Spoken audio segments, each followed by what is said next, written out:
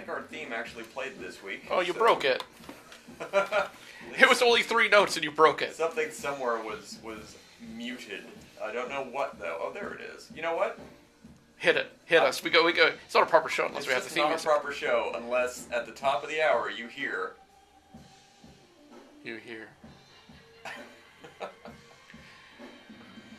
There we go. And that's how our action-adventure hour is always meant to begin. It's a long theme. It's kind of like, it puts me in the mind of Cheers. It's just one of those opening theme songs that goes on and on and on.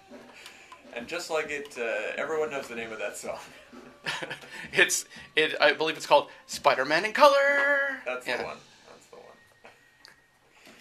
All right, well, welcome to our show. We call it Cinema Smackdown. I'm Michael Brody. I am joined today by... Shane Simmons, yet again. Can't you book anyone else? I'm working on it. I look forward to being replaced. By a robot. We tried to book Zack Snyder because one of his films is relevant to what we're going to talk about today. Oh dear. Seeing as it is just a little bit past the 14th of February, and I'm feeling, sentimental. Romantic. One might say. I thought to myself, I think we should talk about weird war movies. Of course. Genre pictures that take place in the universe of war. Because we all love weird horror, science fiction war movies. That's right. It just touches you That's a love theme. Somewhere in your upper chest cavity, there's a nice warm feeling that comes. Right next to the sucking chest wound. Because war film. And speaking of sucking chest wounds in Zack Snyder movies, I think we should open by mentioning very briefly a movie that fits perfectly into this genre, which would be your favorite and mine. Sucker Punch. Sucker Punch. Which only came up after we made a list of what we want to talk about. That one sort of came in as an afterthought. It's like, oh yeah, that qualifies. Horribly, horribly qualifies. It more my realization was, oh yeah, that exists. Oh right, I remember that atrocity. Yeah, I am. Saying I'm not a fan of Sucker Punch is like saying I'm not a fan of Glass. If anyone listened into the show any time in the last 3 weeks and caught my... I will happily watch Glass 1,000 times more before I watch Sucker Punch a second time.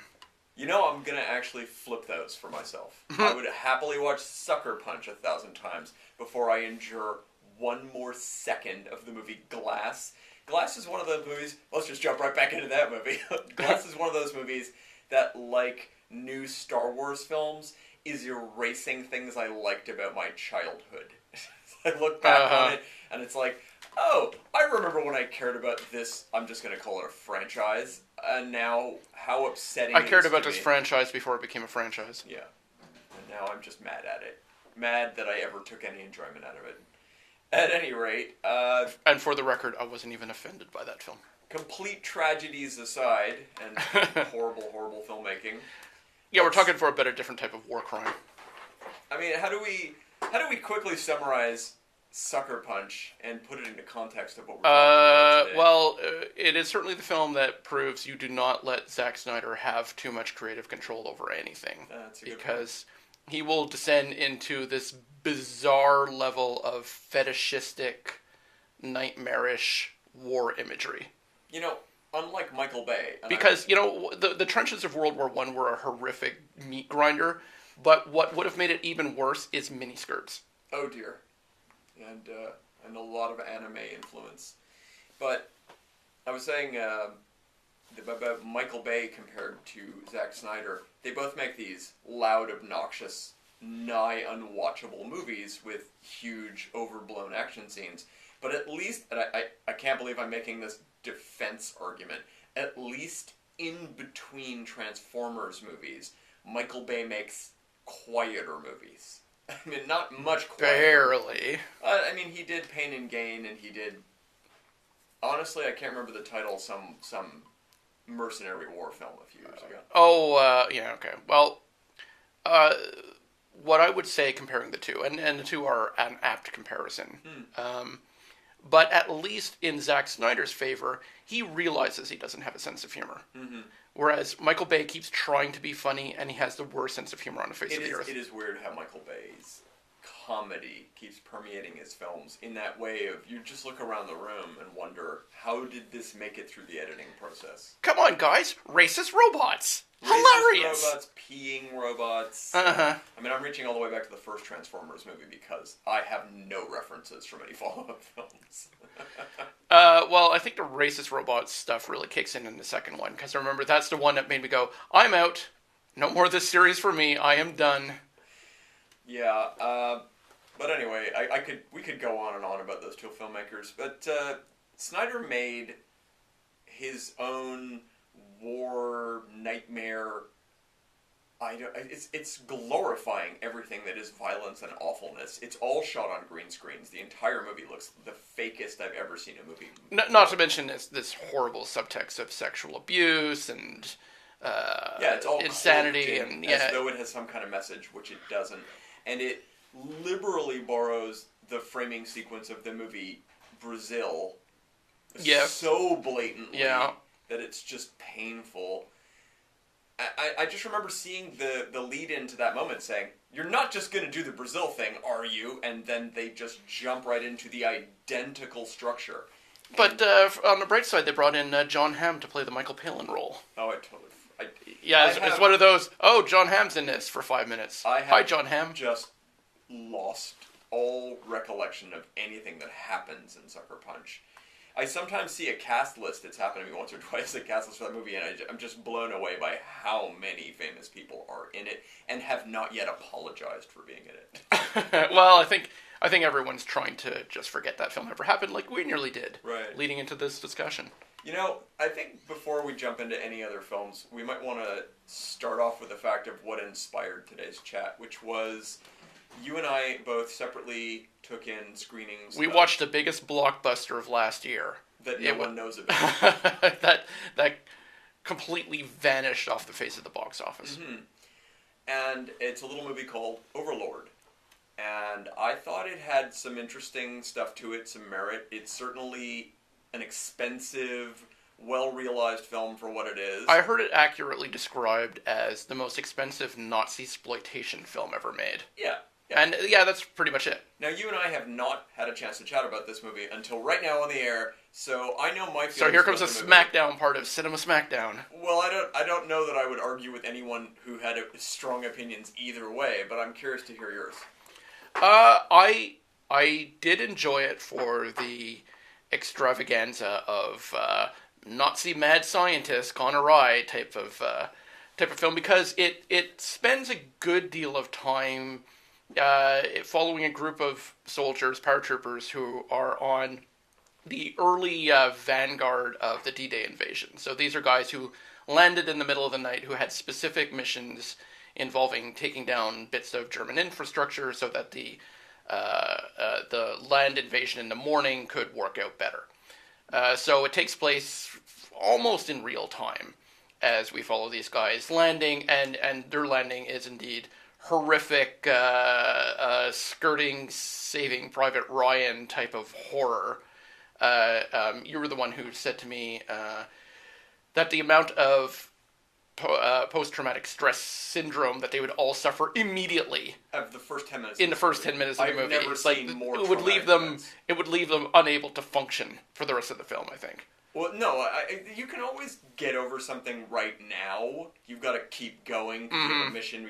No, it's I've never seen such a foundation of PTSD established in 10 minutes of a movie of the rest of your life is just going to be you screaming, remembering all of these horrible, horrible things that happened to the people standing next to you.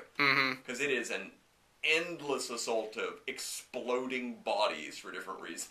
Yeah. And traumatic explosions and very sudden leapings from planes and all sorts of just traumatic event after traumatic event, all seen through the eyes of a character who is clearly not prepared for this. Yes, they almost go to great pains to establish the main character as kind of a basic training washout, to the degree that I was left wondering for a lot of the film, why is this guy here? This guy should have been 4F'd out of the armed services because he's, as one character points out, he doesn't even know how to hold a rifle properly. Right. One character in particular just keeps picking on him, saying, "You're a worthless loser," and everything that could go wrong is going wrong. And he keeps making these little comments in between the most outrageous bits of violence I've ever seen exploding all around them. At some point, you would think he would calm down. I'm going to stop picking on this guy and maybe worry about my own life and death sequence. Yeah, considering my allies are down to about 3 or 4 guys at this point, I think I'll stop picking on 25% of them. Yeah, it was. There was certainly some interesting character stuff set up in the sense of how these guys like or don't like each other in this small group of soldiers that we're going to follow through this film before they even get to the genre elements of this movie. Yeah, they do a pretty good job of establishing who's who, although it does take pains to try to be one of those films where anybody could die at any moment, except no. This one I found absolutely... It's a pretty anybody could die. I was able to accurately assess who was going to need to be around, and it's like who was given the here's my character moment, which means I'm going to be dead in 3, 2, 1. I guess it's worth mentioning that the biggest name in the movie is probably Wyatt Russell, Wyatt, son of Kurt, who is sort of coming into his own these days. He's in a lot of stuff. He's a super famous hockey player. Apparently. Yeah, apparently. If you follow that sort of thing. If you follow that sort of thing. I don't think he ever made it into the majors, though, did he? How super famous are you when you've never played on an NHL team?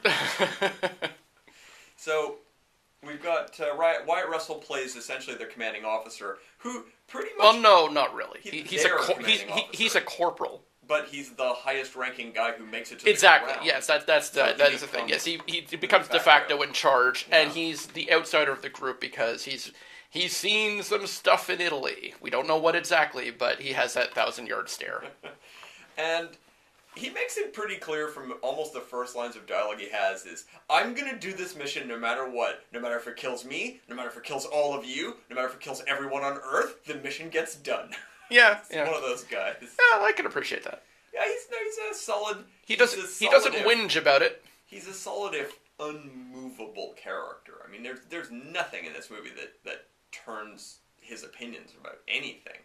So we eventually get to the mad scientist part of this story, which I think we're going to hold off until we get back from this short break of paying our bills. Mad scientist when we get back. And we continue to talk about the movie Overlord and other war genre pictures. We only have a minute. Sure.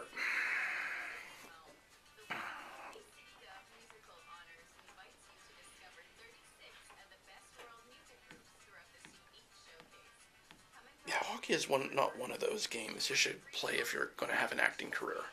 I've heard an interview with him. He wasn't planning to do anything else. He was a hockey guy. Uh-huh. And, like everybody, he had an injury. At some point he realized, I still have all my teeth. Maybe I can be an actor. I do have one of the most famous dads in the world who I look just like. Yeah. Maybe I could turn that into some cash somewhere down the line. Oh, also, all my brothers and sisters are doing it too. Right. And my mom. And my grandfather. And my grandfather, now we know that. Now we know Bing Russell was a thing. It's news to me. He played Vernon Presley in that John Carpenter Elvis movie. He didn't play Elvis's dead twin. Here we go. Already back. And we are back on Cinema Smackdown on CJLO 1690. Today, discussing, among other things, the movie Overlord, which takes us into our Weird War genre picture chat that is so appropriate for this time of year. And we could probably do 10 shows talking about mad Nazi scientists, because there's a lot of those out there. Yeah, apparently. There's a lot that are currently out there, still doing their mad Nazi work, clearly. We keep seeing news stories about them regularly. And, But the film does, it delves into about... It takes a while. It takes a good 40 minutes or so. It's a build-up movie before any amount of... fully know what you're watching, which, I'll just say this outright, it's not a Nazi zombie movie, which is what I thought it was when I first heard minor promotional stuff for this. Right. It's a Nazi Frankenstein film. Yeah. That's what it is. Yeah. It is a Frankenstein monster movie. So, although it's another example of, we're trying to develop a serum to make super soldiers. And it's funny how when the fascists do this, they always end up with Frankenstein monsters. But when we do it, we end up with Captain America. We know how to do super soldier serum right. Who some people might argue is a Frankenstein monster of his own. But anyway, he does make some long-winded speeches. But he's a very pretty Frankenstein monster. The thing that I found hilarious about Overlord is it's one of those movies where as soon as they establish there's a magic liquid in a syringe, nearly every character in the film will either be injected with or will self-inject this stuff, even after they're constantly told, this is pretty much just going to kill you outright. Do not do this. And they're like, well, there's no way to fight this otherwise.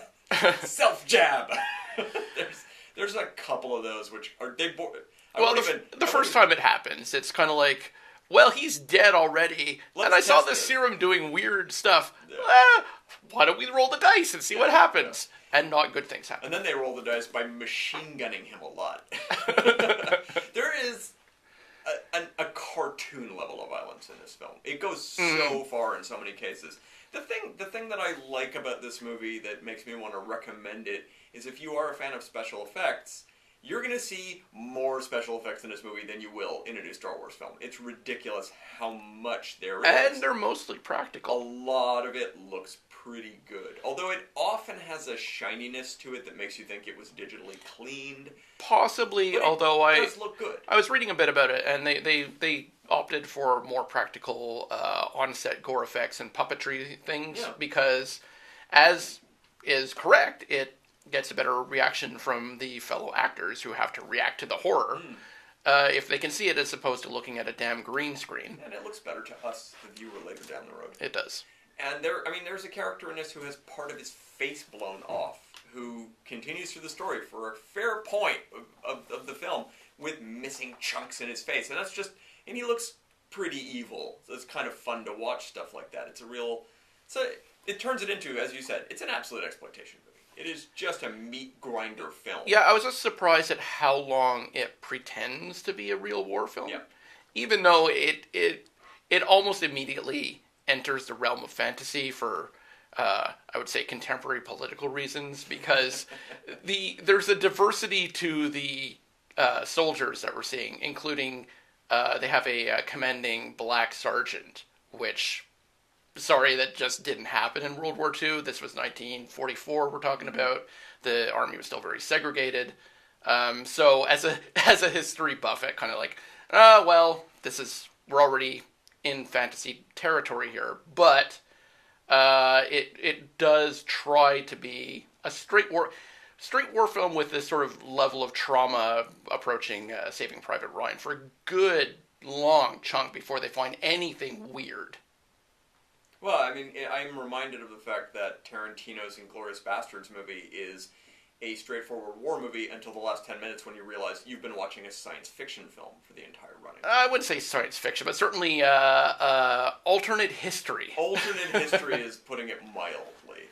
It's I mean, you could say Inglourious Basterds actually falls into this category of what we're talking about because very, very lightly, and mostly because of its ending. Yeah, it's one of those. Yeah, we're just going to rewrite the entirety of 20th century history and how that played out because it'll be fun. Gone to war, this is what would have happened. Because hey, it'll just be more fun that way. Didn't you always want to see Hitler get machine gun in the face? Well, here you are. Yeah. So they do have their fun with that. But at any rate, what ultimately is your thought on Overlord? Is it a rewatch one day?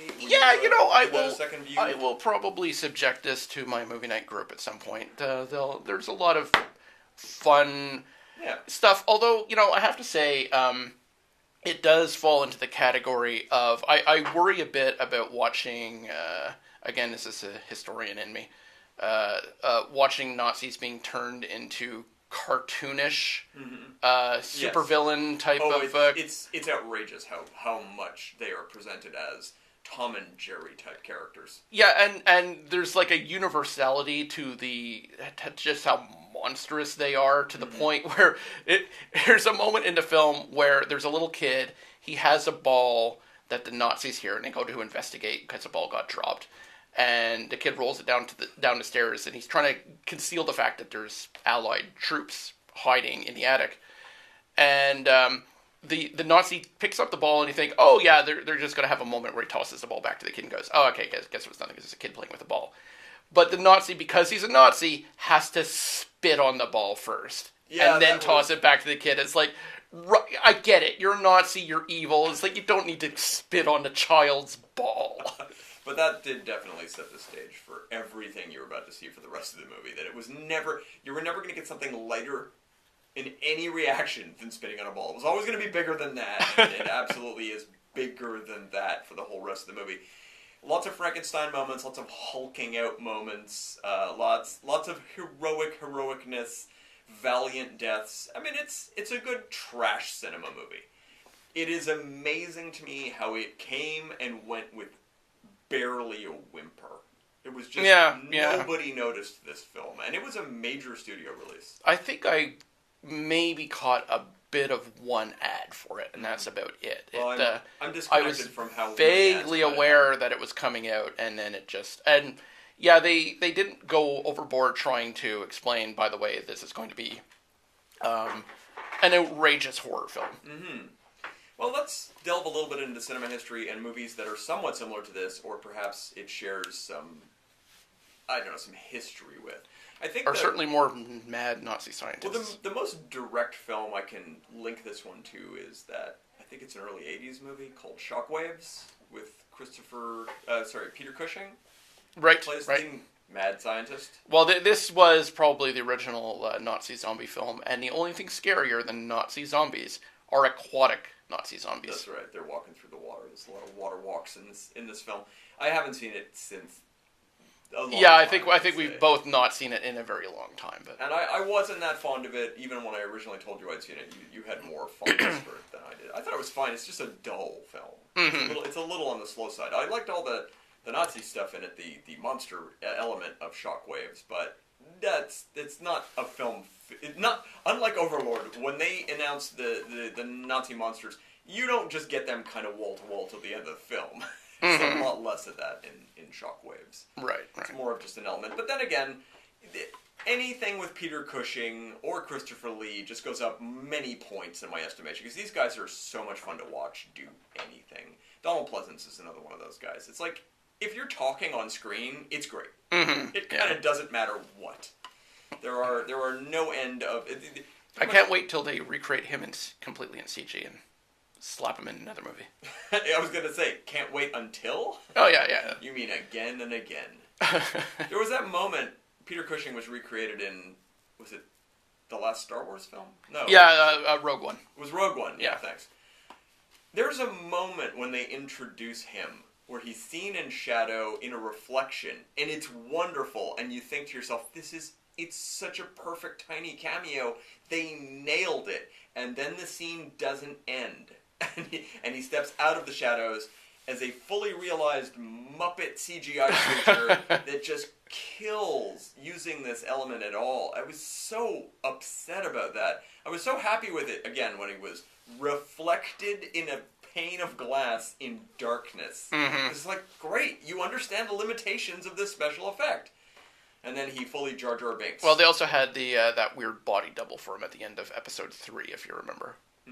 There's a shot of, there's Grand Moff Tarkin, played by some other dude who kind of looks like Peter Cushing at a distance. You know how I'm obsessed with every iota of Star Wars. Well, our resident Star Wars expert is not here. No, she's on assignment, all tied up with a different piece that she's working on today. I feel I should mention there was an interesting bit of trivia that just came up in a very recent Red Letter Media video, talking about the Peter Cushing sort of cameo in Rogue One, and where they got the model for his head, because they were talking about another weird war movie that kind of qualifies that we haven't added to the list, which was 1980, I want to say 2 or 3, maybe 4, Top Secret. Mm-hmm. If you remember Top Secret, Peter Cushing's in that, and he plays a book dealer. And there's in a great scene that's shot completely backwards, if you remember that scene at all. Oh yeah, I yeah. remember. So if you remember, they also have a moment where the scene begins with him looking through a magnifying glass, and he has a giant eye, and then he takes the magnifying glass away, and the eye remains giant. So they had to do a model of his head, and that was the last head model of Peter Cushing in existence, because he died not that long after.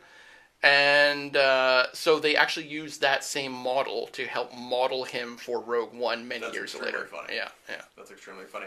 And that explains why he looks so fake, because they just forgot to remove the giant eye. Exactly the joke Red Letter Media made, yeah. Really? Congratulations. That's why I've been newly appointed as a member of their team. I'll be the new Mr. Plinkett. Yeah, emergency backup Plinkett. Emergency backup Plinkett. All right, let's think about a few other films that fit well into the genre of weird war movies. I hadn't thought of it outright, but Hellboy is actually a pretty good. Right, the first Hellboy movie has a lot of Nazi experimentation. Yeah, especially the opening sequence and origin story elements of it. I know nothing about the next Hellboy movie, which I think it had a long title and it's now been shortened back to Hellboy, so it'll be great to have multiple movies with the exact same title again. Yes, you mean the forthcoming one, not Hellboy 2, yeah. That's correct. Yeah, it's funny how Hellboy is yet another one of those series that's pretty good. It's pretty good. I don't love it, but it's pretty good. Mm-hmm. And they do two of them, clearly setting up a third movie that will end the story, and they never made the third movie, and now they're doing a reboot. Yay! A soft or hard reboot. I mean, I've seen only a little bit of footage of the new guy. It's like, so you're just doing a Ron Perlman impression? Weird. Mm. You know, there's still a Ron Perlman out there. This was the one takeaway I had from seeing footage of him walking around, just for a moment, was you look almost identical to the original Hellboy, but the original design of the film Hellboy was to go very close to the comics, which is to give him a massive receding hairline. Like, his hair is all the way behind his ears. That's all. He's only got, almost just the back half of a mullet. That's all that Hellboy has. He doesn't have anything on top. And the new Hellboy, well, he's got a little on top. That's the big change. We need to get a new actor to really sell the fact that... Well, those hair plugs are coming in nicely. He's got a bit of a widow's peak as opposed to like a fully bald top of his head. I don't know where the thinking was on that one. Kids don't love people with no hair. They like some hair. Oh, who knows? It might be one of those stupid arbitrary rights issues like they're dealing with. That's a good point. With the split rights issue they have with Star Trek at the moment, where one version has to be 25% different than the other. Right. Good old Star Trek. As long as you throw Christopher Pike in every few years, it's all good, right? Yeah. Played by a different actor and 25% different. Oh, exactly. Yeah. It's just... make it weirder and weirder. The important thing is, if you make a new Star Trek series, you want it to be bathed in darkness, especially when you're on the bridge. It's all got to be mood lighting, just like it would be on a real spaceship. Very realistic. I personally think people should be trying to fly spaceships with lens flares going off in their face every 2 seconds. There's your 25% footage difference. Oh, dear God. So, yeah, Hellboy has elements of Nazi stuff. It certainly is heavy-duty fantasy genre. Lovecraftian mixed with Nazi science and mystics and a demon from hell being brought forward to fight them all. So. Yeah. Well, not all the Nazi mad scientist movies are completely divorced from reality, because one of them that we mentioned in our pre-show discussion was The Boys from Brazil, which it's an interesting take on the would you kill baby Hitler argument. In this case, Joseph Mengele, the genuine, real-life mad Nazi doctor. As played by Gregory Peck, an actor who you would think would be well above portraying this kind of schlocky role. But, it's a bit of an... I mean, Christ, it's him versus Laurence Olivier. You don't get two bigger A-listers. But it is worth mentioning, Gregory Peck, at the time he was alive, huge fan of CJLO's 1690, and especially our show, Cinema Smackdown. He loves how we speak about him. With such high regard, we can't even believe he's in like a little exploitation reborn Hitler picture. At any rate, I kind of liked that movie, but I think it's been more than 20 years since I've seen it. Yeah, it's been a long time for me as well, but I do remember the element...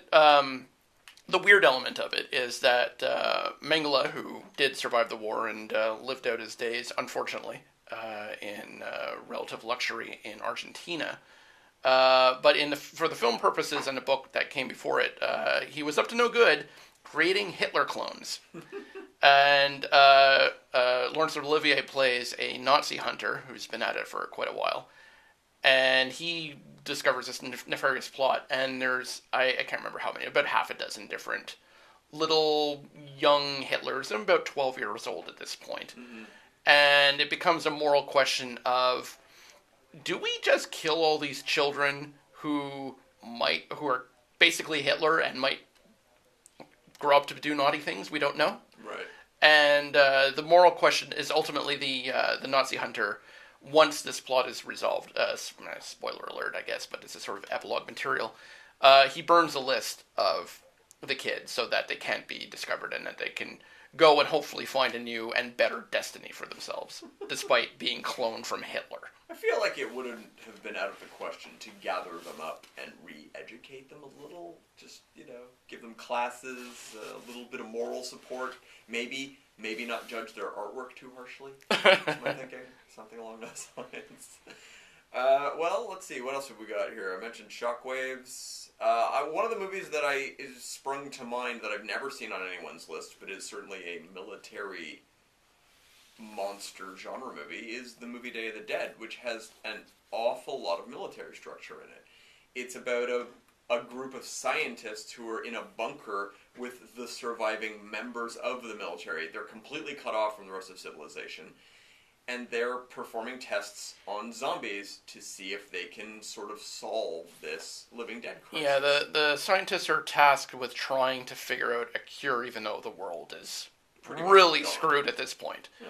And the military guys are, why are we risking our lives getting you specimens and dealing with zombies when they're really not impressed with the results? Yeah, I have said this for years. I occasionally rewatch this movie, and I always have the same opinion. It is by far my favorite of all the zombie Living Dead films, either in Romero's large oeuvre of work or anybody else's. I find Day of the Dead is the most successful and interesting dramatic picture they've made. I also think of all the Romero films, it's the most thematically subtle. Mm-hmm. Of the others is like, okay, consumerism bad, yeah, or what is it, Land of the Dead with the internet bad. Well, no, that was Diary of the Dead. That comes later. But yeah, Land of the Dead was the heavy-handed class gap issues. Oh my God, I've never seen something so heavy-handed. Whereas Day of the Dead has a little more subtle things to say about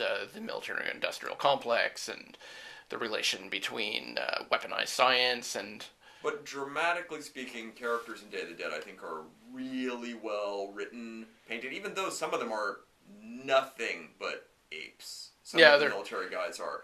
They're monsters, but you can feel the stress level. You can feel the stress level, you can feel the fact that they're reacting to things rather than just poorly written characters, and... It is one of those movies with a anyone can die at any moment aspect that will shock you. It is one of the best films I've ever seen for not even a moment's thought in my mind of, well, I wonder if that character's in danger, and suddenly they're dead, and you're just left jarred by their absence from that point on. There's a lot of that in Day of the Dead. This has been said a few times, but the tone of Day of the Dead is what was completely stolen for anything, if you've ever watched it, anything you ever liked on the Walking Dead TV show was stolen from this movie. Everything they do, it's basically the Walking Dead. Again, the successful parts of that show are all stolen from Day of the Dead, as far as I'm concerned. And that's not a bad thing. I'm glad to see more of it, but... It also has probably the single greatest acting performance by a zombie player. Yeah. Howard Sherman as Bub. He's pretty great. Who, has enough character that they can extrapolate some of his history and, I think he's an ex-military man, and I think he's this. And it was a very good direction for where to take zombie stuff, and unfortunately they didn't get to follow it up. And there's none of that to be found in The Walking Dead, which is... Well, that's one of the rules of that show, is they're not evolving.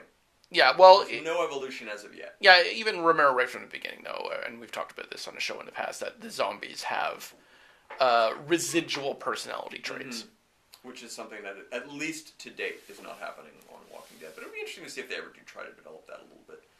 So that's Day of the Dead is, I find, a very worthy addition to this genre, and certainly one of my favorite movies that has military and weird war or weird monster things added to it. Yeah. There was one that you mentioned that I wanted to talk about briefly because it ties in a bit with the boys from Brazil in that it's a would you do this to alter history? Mm-hmm. And that is, it's not a horror film, but it is certainly a science fiction war film called The Philadelphia Experiment. Right. The premise of this one is that a modern American aircraft carrier gets time warped back to the period leading up to Pearl Harbor, the surprise attack on Pearl Harbor. And they have to deal with the ethical conundrum of, we could prevent this. Mm-hmm. Like, what we have at our fingertips here is so technologically superior to World War II technology that we can stop this surprise attack, wipe it out completely. And isn't it our duty, because we're Americans and that's an American base and blah, blah. And there's the obvious argument that, dumbass, if you do that, you will change... Yeah, you will change world history to such a degree we might not even exist. Right. And even watching that as a child, I was frustrated with, I think it's the captain who's arguing, no, it's our duty to intervene. It's like, no, it's you're going to ruin everything. You're going to screw up the entire space-time continuum. Mm-hmm. Ultimately, I think they're thwarted from... Again, this has been a long time since I've seen the film, but I believe they're thwarted from ever being able to intervene, which is unfortunate because if you're going to go with that premise, just go all the way and say, okay, fine, here's modern fighter jets going up against Japanese Zeros, and we're just going to completely wreck the entire course of World War II. Mm-hmm. So no thoughts, though, beyond that? No. I mean, like I said, a frustrating film even for a child, which I was at the time seeing it. So, my recollection of it is very vague. My Michael Paré filmography it's not as strong as it used to be. Between this and Eddie and the Cruisers, I'm a little at a loss to remember his contribution to film history, I guess, I would say. At any rate, what else have we got? We've got some modern movies, films that have come out in the last 10, 20 years that are of note. I forgot about these and in the respect of them being part of the genre, but there's the recent World War Z with Brad Pitt. Yeah, kinda. Yeah, I wondered whether that should be mentioned or not, because it is ultimately just a zombie apocalypse taken to such a degree that, well, let's follow what the military response to this would be. I've kind of forgotten this fact. It's sort of interesting movie trivia, but it was so widely reported that this movie had massive problems when it was finished that when the movie was completely filmed and finished and done and shut down and edited together, the studio was so unhappy with the last third of the movie that they paid an extraordinary amount of money to bring everyone back and shoot another 40 minutes of new footage. They hired a new writer to come in and write that completely different ending. The original last act of that movie was Brad Pitt joining the military and having a big military action be the last 40 minutes. And they had said for a while that there was a chance they were just going to remove that chunk and make another film out of it, which ultimately didn't happen, and a lot of years have passed. They're still trying to get a sequel to that off the ground. And the hilarious thing is, why are they trying to get a sequel to this movie off the ground after, what was it, been 8 or 9 years? It's because it was the most money a Brad Pitt movie ever made. And his films do well. That one was the biggest hit he ever had. I had no idea it was so successful. Oh, it was ridiculously successful, because you took that genre thing that was essentially the talk of the town, and you put one of the 5 biggest movie stars in it, and it sold tickets like crazy. Because all told, despite the epic scale of it, I found the film quite minor. It's got horrible special effects. That's the problem with it. They're not engaging. Well, it's that weird group computer animation effect of a billion zombies. More zombies than you've ever seen on the screen at one time. It doesn't look like anything. And they're kind of behaving like bees or ants, in that they're kind of building structures with their own bodies because there's so damn many of them. So, similarly to World War Z, a movie that has zombies and a little bit of military, there's also another film that I like much more, which was 28 Days Later, which also has zombies and a completely refilmed third act with military guys, it's another movie where they had massive reshoots later on down the line and created an entirely different third act. I didn't even remember the fact that these movies were linked that way until just now. But yeah, that one as well. You can watch on the DVD, I think you can watch some of the many other alternate endings. And it's not 2 minutes, they're long sequences. At any rate, 28 Days Later, as I like to put it, is the movie where you valiantly watch Sandra Bullock attempt to fight a zombie apocalypse by way of handfuls of pills. Am I not talking about the right film here? No, it's the Cillian Murphy movie where he wakes up from a coma right in time to he awakens to the zombie apocalypse in a hospital, which hilariously is exactly the identical opening to the very first Walking Dead comic book, which and the came show, out of course, the same month that movie. Oh, the same month, really? Essentially. Okay, so They were close enough that nobody thought one copied the other. right, yeah, it's just one of those coincidental things. So of course they had to do it for the television show, and a decade later it really felt like a ripoff. Right, yeah, we've seen this before. But At any rate. I think from these three films, the conclusion you can make is, regardless of the nature of your zombie apocalypse, whether they're walking, running, or just diseased humans, the military is not your friend. They're not going to get the job done. No, they're either ready to grab up every woman to repopulate the Earth, which is a really creepy plot line in 28 Days Later. It kind of gets referenced to Rhodes saying, maybe I'll give it a chance for some of us to get some lovin', because there's the one surviving woman among them, and it's like, ooh, that's creepy. That's Day of the Dead. Day of the Dead, what did I say? I don't remember. Okay. I just didn't catch the title. But yes, in Day of the Dead, we certainly have that element. But to be clear, watching Day of the Dead now, those guys are wonderfully respectful. Oh, yeah, that's true. That's true. There's one woman and 30 men, and there is so little intimidation. Yeah, aside from that one inappropriate comment, they are extremely restrained. It's insane how nice they are about it. And I mean, they're monsters. Yeah, they're monsters and they're ready to kill everybody, but... Still, it is amazing that of all the lines that movie crosses, that one doesn't even they don't even dip a toe over. True enough. Yeah, that's the one thing when I rewatch the film, even Overlord was just watched, goes way over that line. Yes, it does. It's war, women are just spoils of war, it has that aspect. Yeah, it does have that element of, Actually, I guess I'll be the part-time lover of this Nazi just for survival purposes. Right, I'm actually kind of amazed that a movie that is that much of a popcorn film went there. Yeah, I didn't need to, but it's part of the how villainous can we make the Nazis? It's not enough that they're just Nazis. We have to have them kind of thrusting themselves upon the women populace of this village and spitting on children's balls. And they're not just spitting on balls, they're also spitting on balls. Let's not go there though.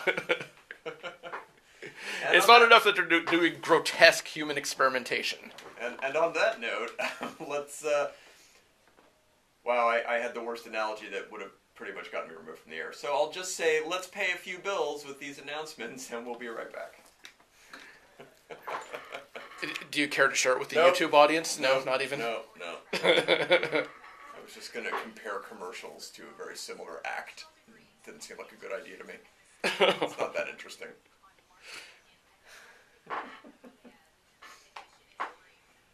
At least we brought it back around to Overlord again. That makes me happy. Mm-hmm. I'm glad to...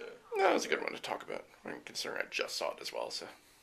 Yeah, if you have any more thoughts. We only have 30 seconds. Mm-hmm. It's a quick one. Thud. I've chosen not movie-related ads lately, because those ads are rough. They are. And they're competition, so screw them. Oh, yeah.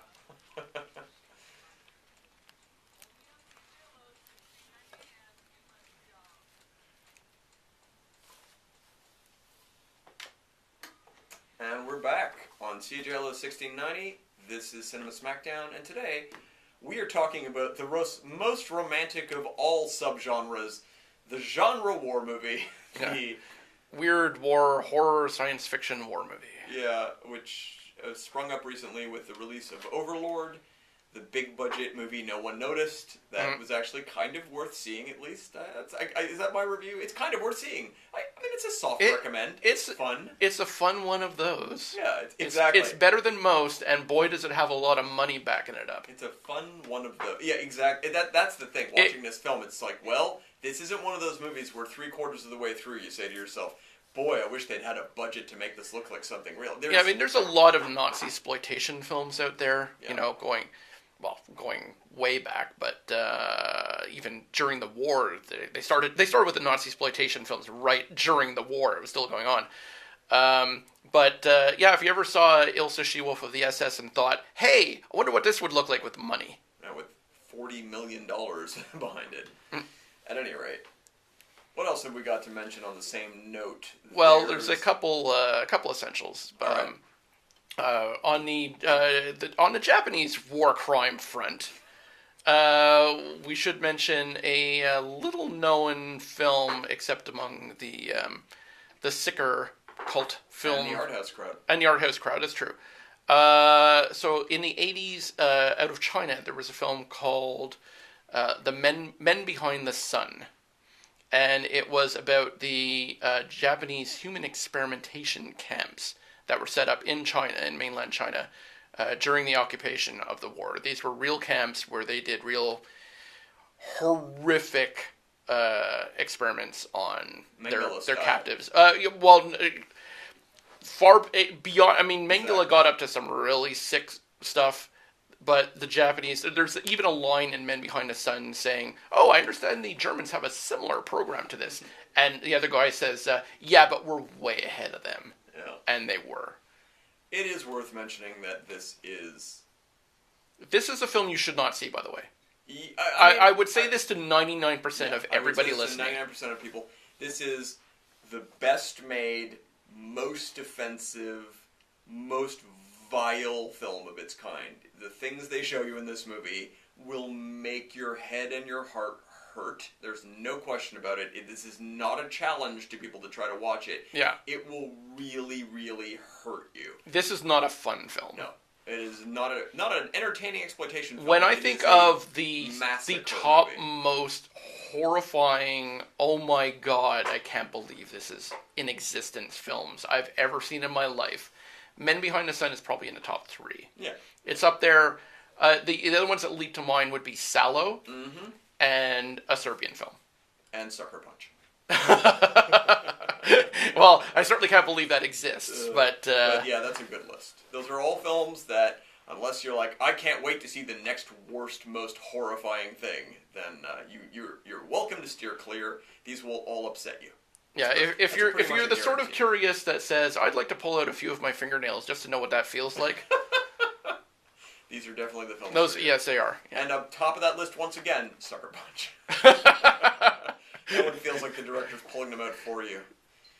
Alright, on a much lighter note, let's talk about Predator, the Schwarzenegger movie, which, of course, had an entire series of films. A bit of a science fiction toe dip into the weird war genre. Science fiction and horror, because what the Predator does to people is pretty damn horrific in that film. True. There's a lot of skin.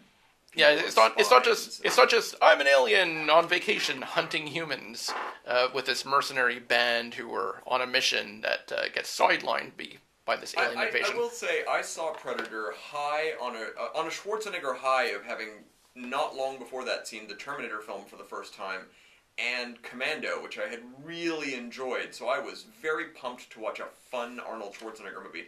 But for my money, I don't get much enjoyment out of the Predator movie. It just feels like a bunch of badass guys firing guns into leaves for 2 entire hours. That's all. There's not a lot in it I liked.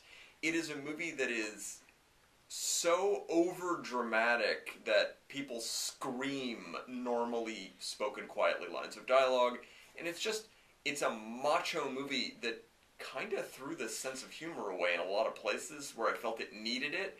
That's my take on it. It is certainly remembered by many people as a classic. I was a bit nonplussed about it when it first came out. I watched it again recently, and I remain nonplussed about it. Oh, all right. I didn't know we'd have the same opinion. I'm very blah. I had the reaction, and I know you certainly despised The Predator, the recent Predator film. My reaction seeing that, though... happened. Yeah, well, my reaction seeing that, though, is... Yeah, it's not a great film, but it's my favorite Predator film because it does have a sense of amusement. There's fun stuff in it. Oh, yeah, it's just really hard for me to watch any movie with that much potential that is flushed down the toilet. When you see so many good scenes be poorly directed, poorly acted, where lines of dialogue that should be hitting are not hitting, and you realize it's just a mess. There was a wonderful movie in that movie that does not come out. And to me, that's always the biggest crime in cinema is, this could have been a good film, and instead I'm bored and annoyed by it. Well, I would say that about the entire Predator franchise, in that there's a good concept there that never really gets to fly in any of the films. To me, that I think the most successful Predator movie is Predators, the Adrian Brody movie, which is immensely flawed. You know, it kind of is in many ways, although I was just most generally entertained by The Predator. Right. And I think the original Predator film is kind of blah. I'm definitely becoming one of those people who, if you have a smart child in a movie, I'm starting to hate your movie just on the basis of... You've got a cute kid in this, and yet you're trying way too hard. And yet, because it's a Shane Black script, the smart kid has the best line in the entire film. Yeah, that's true. It is something we couldn't say on the air. But at any rate, yes, there is. It's a Shane Black movie. There's 50 good lines of dialogue in it, but they don't hit the way they should. And I honestly blame Black as... I'm not going to call him an inexperienced director because he's directed 4 or 5 movies now and a couple of TV shows. It's just... I feel like he has no love for his own work, so he doesn't treat his own words with the respect he expects from another director. So he'll fight like crazy. If somebody else directs one of his scripts, he will fight like crazy to make sure the lines are in the film and properly said. When he himself directs it, it's like, throw this away and let the actors ad-lib, which really shows, because a bunch of those scenes don't work. Mm-hmm. They just sit there oddly uncomfortable, feeling like... well, I wanted to make so-and-so happy, and therefore I left out this line of dialogue, that explained my character's entire motivation. But we don't need that, right? Because we've got the actor winking at the camera constantly. It also has a super major villain who has a blink and you miss it death. Yeah, which was ridiculous. They spend minutes and minutes and minutes of screen time making you hate this guy, and then he just isn't in the movie anymore. There's not even a moment of satisfaction of realizing he's been removed. The first time I saw that film, I've seen it twice. You did finally catch the frame. Yes. Where he goes. So it's a one frame. Because after we saw it together, I had to ask, wait, what happened to that guy? Because I blinked, and it was just over. So, all right, let's move on from Predator films. Although, like I said, they're worthy mentions. Here's a film I think is very worthy of mentioning in the genre. It's a weird movie. It's a challenging film. I like it. Shane has one huge problem with it. It is called Jacob's Ladder. And it is a weird war movie.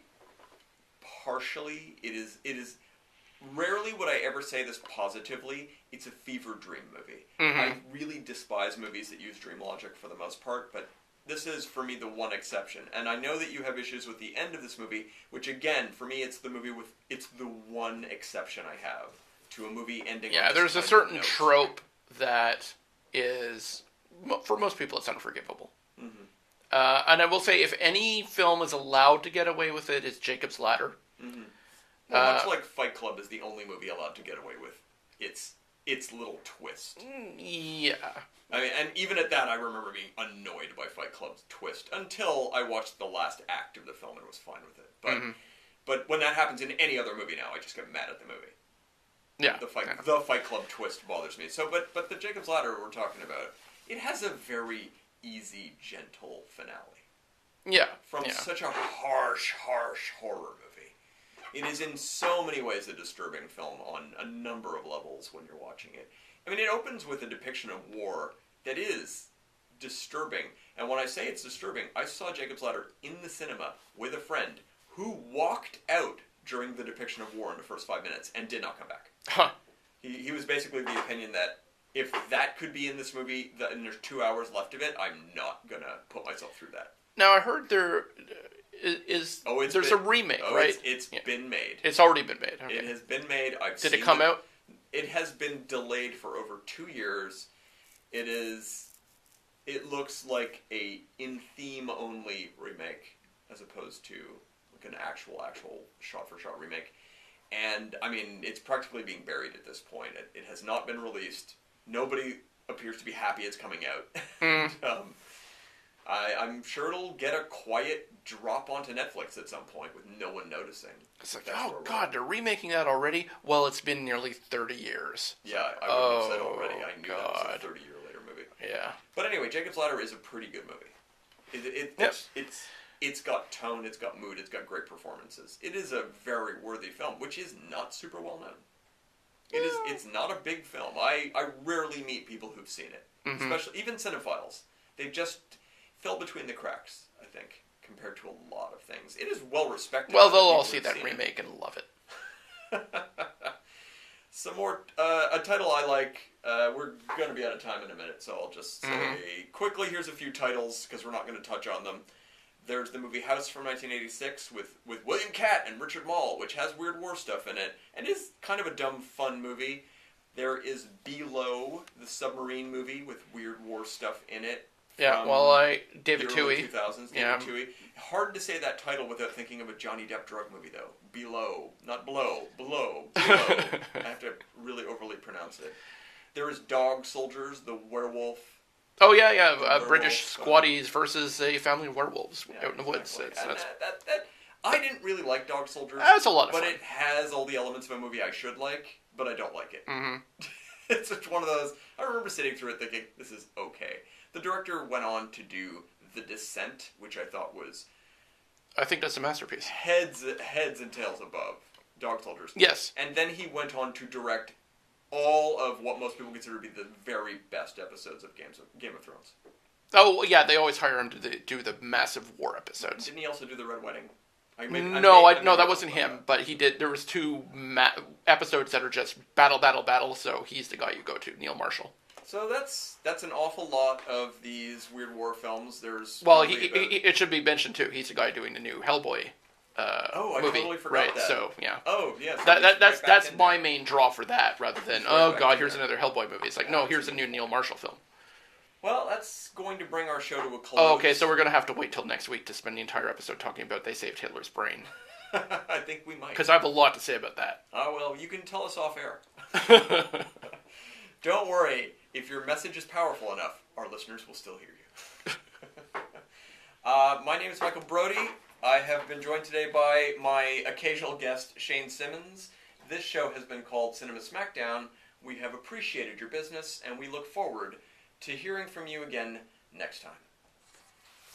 Maybe not hearing from. Oof, that was right on the line then. Yeah, well, that was. So that probably is all that needs to be said about They Saved Hitler's Brain. Was to say, I have a lot to say about it? Yeah.